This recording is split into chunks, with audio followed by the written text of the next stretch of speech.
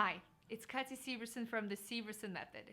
In this video, I wanted to talk to you about the 20-episode vocabulary crash course. Okay. I wanted to outline what this course is and, most importantly, what this course is not. As an educator and a businesswoman, I am committed to creating immense value for my clients, and therefore I wanted to be 100% clear about the value this course provides.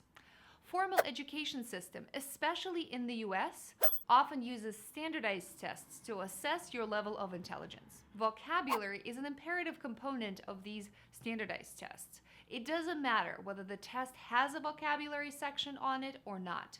Your vocabulary or your child's vocabulary is still being tested. Really? It can be assessed in two ways, explicitly and implicitly. Explicit vocabulary testing looks like this: amiable and 4 answer choices: gorgeous, friendly, confident, and admirable. Amiable means friendly, and you should know this if you watched episode number 3. Or this one. The word in question is listless. Our answer choices are glib, curt, egregious, and languid. Listless means lacking energy, and the answer is languid. Both of these words are included in our lazy word family, episode 7. If you or your child are taking SSAT, ISEE, or any other type of school placement exam, you will likely to see questions like that. Another way your vocabulary can be tested is implicitly. A good example of implicit assessment is on SAT or ACT reading and science questions. I often take SAT and ACT tests myself as an adult here in New York, and I always see dozens of our vocabulary words on the reading and science sections. Knowing what words mean is beyond useful. Let me give you an example. Let's say an ACT science passage says that the pressure has been alleviated towards the end of the experiment.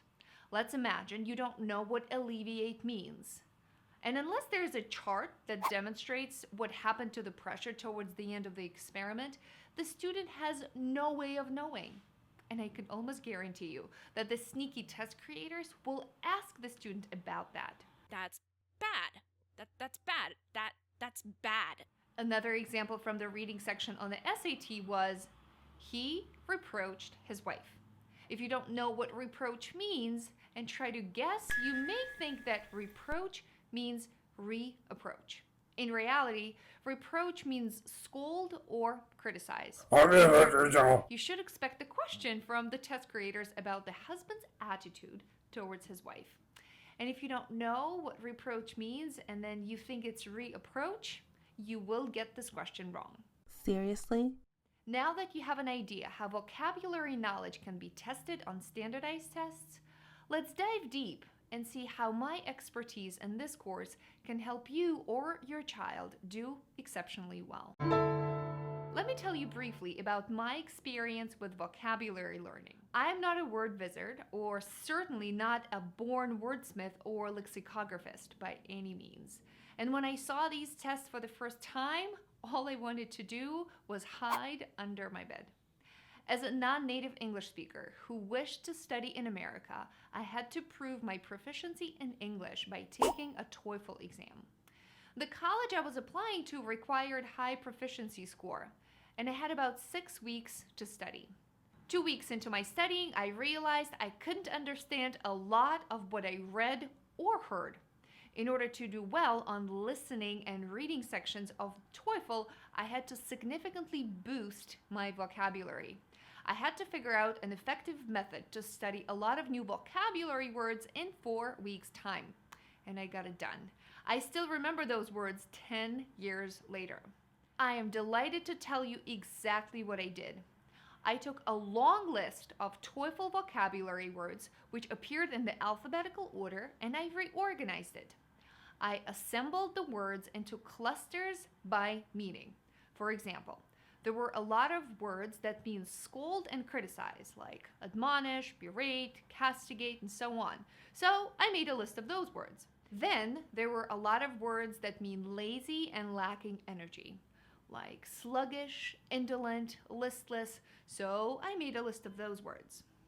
Then there were a lot of words that mean eager and excited. They ended up on a separate list. Well, you get the picture. Altogether, I ended up with 20 lists. Then I applied a memory technique called Memory Palace to connect the words in each list to each other. So every time I saw a word admonish, I also thought about the rest of the words in the word family: berate, castigate, censure, and others. That helped me strengthen my memory and keep my knowledge fresh. My memory palaces evolved into vivid but wacky stories that linked words together.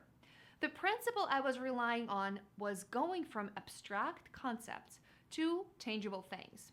Picturing the sounds and connecting sounds of the words to concrete objects yielded significant results. This is exactly what I'm offering to you in this course. This 20-episode vocabulary crash course will introduce you to over 150 high-frequency vocabulary words that repeatedly appear on all standardized tests. Each episode will focus on one word group. I call them word families. First, I introduce the words in the word family. Then we build your memory palace.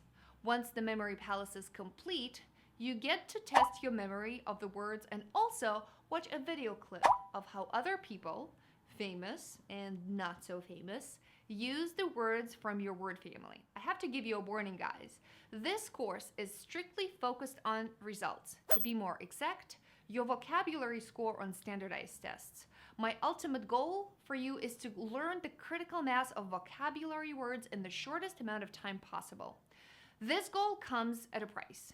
Because we're trying to be efficient, we will not have any time to dwell over each word individually and discuss several shades of meaning and the usage that it has. For example, I will not be covering the difference between listless and languid.